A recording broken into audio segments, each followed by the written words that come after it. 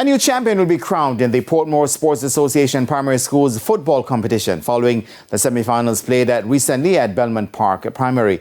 In the first encounter, Spanish Town Primary clipped Southborough 1-0 through Markel Wallace, who scored in the second minute of play.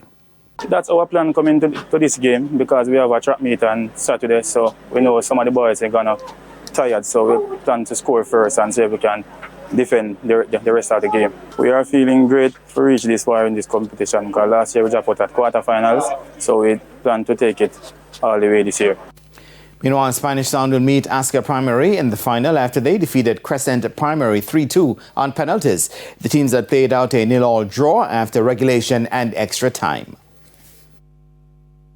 The strategy was go one step further from last year, which is in the last 12 years we make the semi-finals every year. However, we don't make the last step, which is get into the finals. So we know our team can play.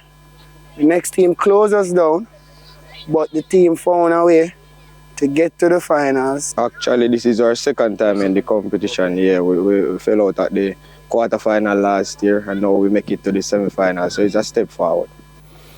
The final is scheduled for Sunday, April 5 at the same venue.